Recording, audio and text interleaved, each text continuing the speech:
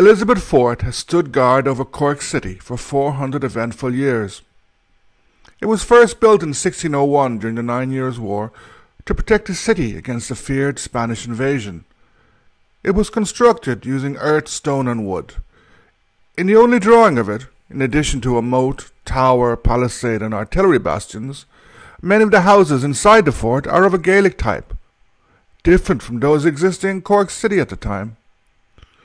This small fort was badly damaged shortly after the end of the war, when, following the death of Queen Elizabeth, the townspeople, mistakenly believing that the accession of James I would signal a new age of religious tolerance, revolted and attacked the fort, badly damaging it. In the 1620s, the fort was rebuilt, becoming larger and stronger, and also gaining the star shape common to fortifications of the pike and shot era. Much of the 17th century fort still survives. Partially, this was due to the strengthening of the fort's walls at the end of the Cromwellian Wars. Supposedly, this was at the order of Oliver Cromwell himself, but that may just be myth. The strengthening of the fort would prove fortuitous for the next momentous event in its history, the bloody siege of Cork in September 1690. In an engagement which tends to be overlooked by the events at the Boyne and Limerick, Williamite forces under John Churchill, the famous Duke of Marlborough, besieged Cork. Much of the fighting took place around Elizabeth Fort. Shelling resulted in the collapse of the wall above the gate and part of a bastion. Williamite troops used the spire of St. Finbarr's Cathedral to fire on the fort, killing its commander. In turn, the Jacobites used cannon to drive the Williamites away from the cathedral.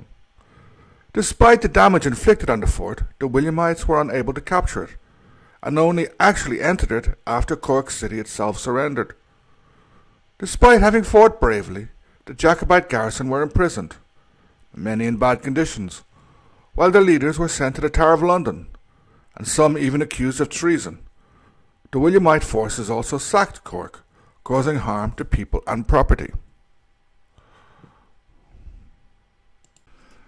The later history of the fort is less eventful.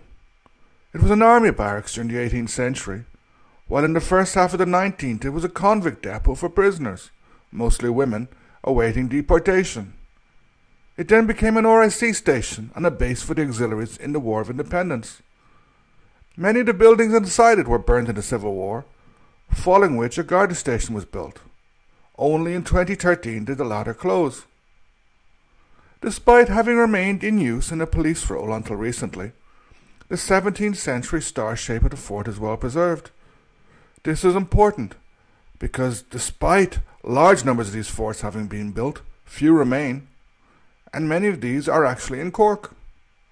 Elizabeth Fort offers an easy way to explore a fort of this type. You can climb its ramparts and discover its bastions. The protruding structures built as artillery platforms, allowing its cannon a wide range of fire and giving the fort extra protection against attack. The fort also has a redan, essentially an artillery platform in the middle of a wall, rather than in the corners like the bastions.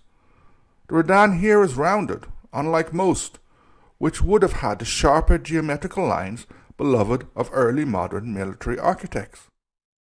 Something interesting in the fort are the near life-size models of soldiers. In the northeast bastion are an Elizabethan soldier and a Gaelic targeteer from the 9 Years' War, as well as a musketeer and a small cannon. In the northwest bastion there is an artilleryman and another cannon. Information is also provided about the complicated process of loading and firing cannons.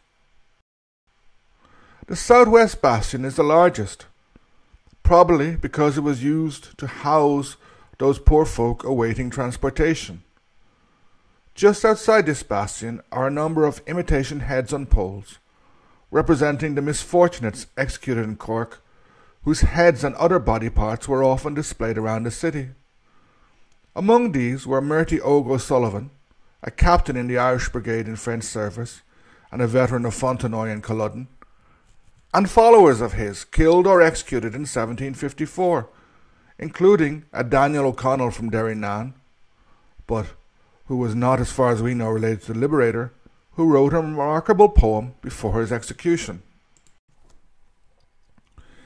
In the buildings which were part of the Garda station, there's a little museum telling the history of the fort and of some of the women transported from there. 2 buildings can also be rented as accommodation by tourists.